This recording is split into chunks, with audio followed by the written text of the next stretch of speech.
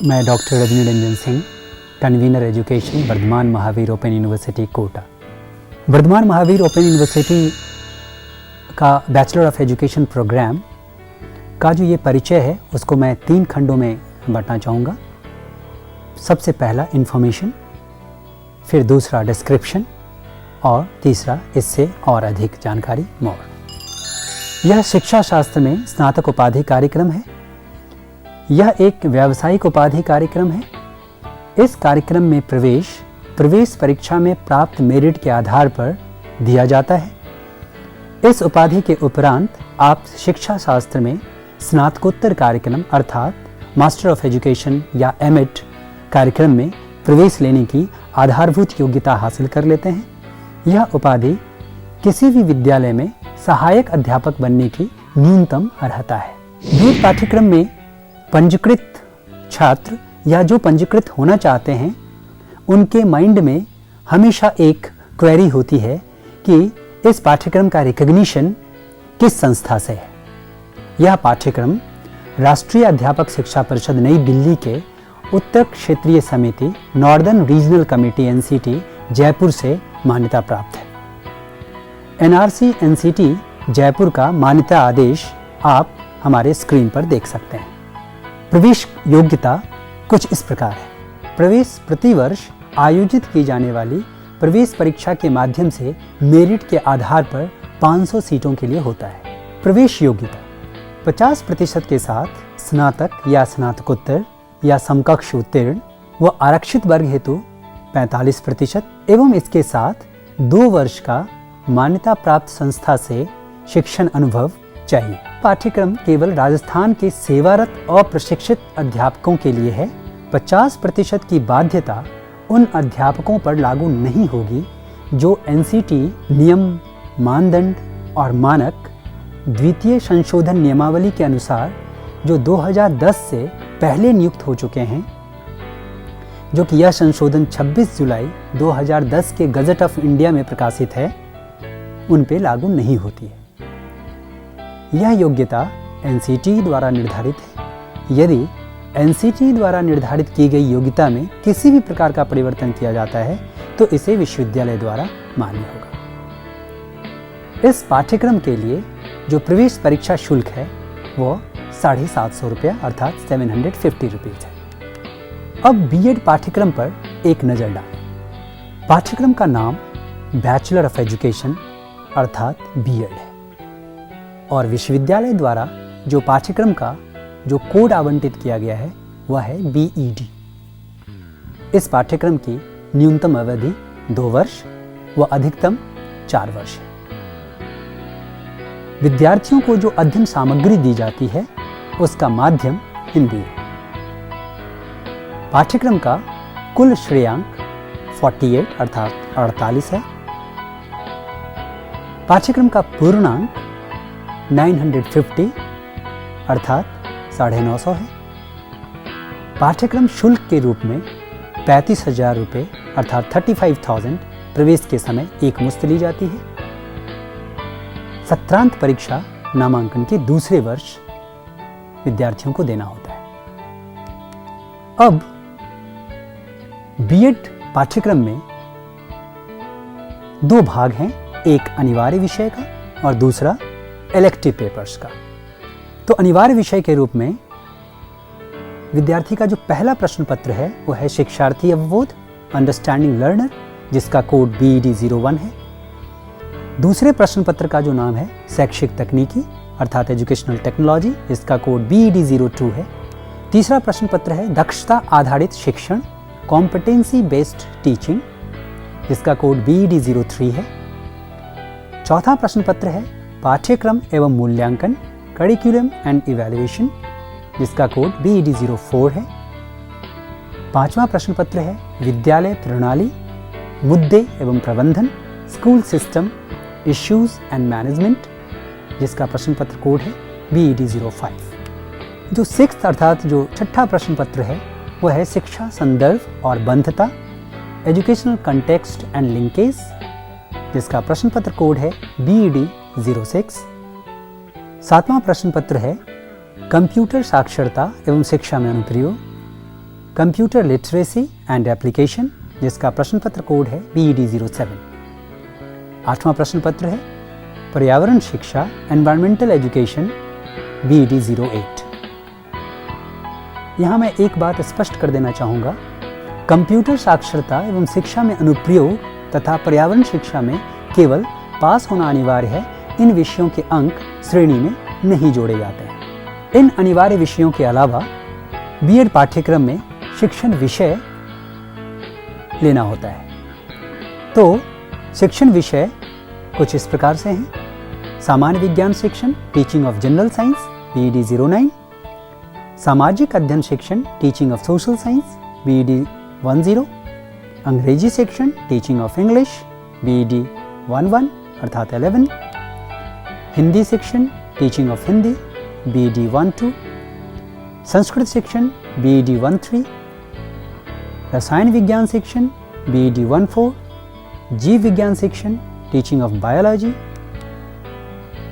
गणित शिक्षण BED 16, भौतिक विज्ञान शिक्षण BED 17 अर्थात 17, भूगोल शिक्षण BED 18, अर्थशास्त्र शिक्षण BED 19, इतिहास शिक्षण BED 20, नागरिक शास्त्र शिक्षण टीचिंग ऑफ सिविक्स BED 21, गृह विज्ञान शिक्षण teaching of home science BED 22, व्यावसायिक संगठन शिक्षण teaching of business organisation BED 23 and last वित्तीय लेखांकन शिक्षण टीचिंग ऑफ फाइनेंशियल अकाउंटेंसी।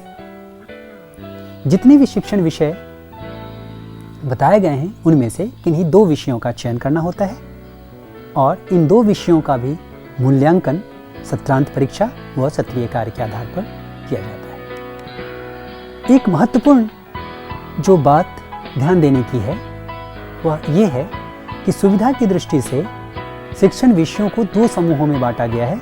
विद्यार्थी को प्रत्येक समूह से कोई एक विषय लेना होता है। समूह 1 से कोई एक विषय और समूह 2 से कोई एक विषय।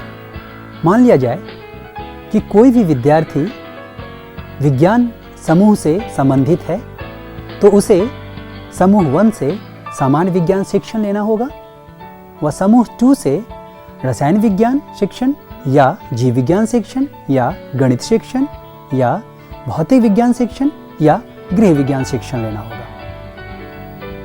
मान लिया जाए यदि कोई भी विद्यार्थी बैचलर ऑफ आर्ट्स है और उसने अपने ग्रेजुएशन लेवल पे यदि भूगोल, अर्थशास्त्र, इतिहास या नागरिक की पढ़ाई की है या पॉलिटिकल साइंस की पढ़ाई की है तो उसे समूह 1 से सामाजिक अध्ययन शिक्षण व समूह 2 से भूगोल शिक्षण या अर्थशास्त्र शिक्षण या इतिहास शिक्षण या नागरिक शिक्षण लेना होगा।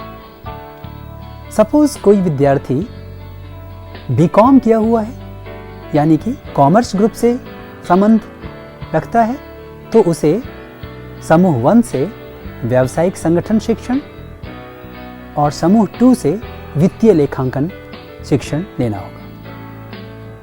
इसके अलावा एक और विकल्प है कि यदि कोई विद्यार्थी बैचलर ऑफ आर्ट्स में इंग्लिश से पढ़ाई कर रखी है या हिंदी या संस्कृत से तो उसे समूह 1 से अंग्रेजी शिक्षण या हिंदी शिक्षण या संस्कृत शिक्षण व समूह 2 से सामाजिक अध्ययन शिक्षण या भूगोल शिक्षण या अर्थशास्त्र शिक्षण या इतिहास शिक्षण या नागरिक शिक्षण लेना होगा। आपको बीएड प्रायोगिक परीक्षा देनी होती है। प्रायोगिक परीक्षा में जिन 2 विषयों को आपने चयन किया हुआ है उन 2 विषयों के शिक्षण के आधार पर आपको अंक मिलता है। तो प्रायोगिक परीक्षा के 2 भाग हैं, एक प्रायोगिक शिक्षण और दूसरा व्यवहारिक कक्षाओं में प्रत्येक शिक्षण विषय के 20 पाठ योजनाओं को जिसको आपने कैंप के दरमियान या अपने विद्यालय में पढ़ाया होगा उन विषयों की 40 पाठ योजनाओं के मूल्यांकन के आधार पर आपको अंक दिए जाएंगे। तो प्रायोगिक शिक्षण के जो अंक हैं वो 140 और व्यवहारिक कक्षाओं में प्रत्येक शिक्षण विषय के 20 पाठ योजनाओं 2 शिक्षण विषयों की अर्थात कुल 40 पाठ योजनाओं का मूल्यांकन किया जाता है जिसका अंक 60 है। यदि दोनों अंकों को यदि मिला लें तो जो प्रायोगिक परीक्षा का जो कुल अंक है वह 200 अंक है। अर्थात बीएड पाठ्यक्रम का जो कुल अंक है अनिवार्य विषय, शिक्षण विषय और प्रायोगिक परीक्षा, इसका कुल अंक 950 है। यहाँ पर एक बात और मैं जिक्र करना चाहूँगा कि अनिवार्य विषय या जो शिक्षण विषय हैं उनका जो मूल्यांकन होता है, उस मूल्यांकन का जो आधार है वह 2 तरीके से होता है, सत्रीय कार्य के माध्यम से व सत्रांत परीक्षा के माध्यम से। सत्रीय कार्य 20 अंक का व सत्रांत परीक्षा 80 अंक का होता है, यानी कि कंप्लीट इवैल्यूएशन 100 अंक का होता है। बीएड पाठ्यक्रम में एक अनिवार्य कार्यशाला आपको अटेंड करना होता है। एनसीटी के मानक के अनुसार बीएड पाठ्यक्रम में पंजीकृत विद्यार्थी को बीएड पाठ्यक्रम के पूर्वार्ध व उत्तरार्ध में 12-12 दिनों अर्थात कुल 24 दिन की कार्यशाला में अपने आवंटित अध्ययन केंद्र पर अनिवार्य रूप से उपस्थित होना होता है। इस कार्यशाला में 100% उपस्थिति अनिवार्य होती है, अन्यथा विद्यार्थियों को सत्रांत परीक्षा में शामिल नहीं होने दिया जाता है। प्रत्येक वर्ष कार्यशाला 15 मई से 30 जून के मध्य आयोजित किए जाते हैं।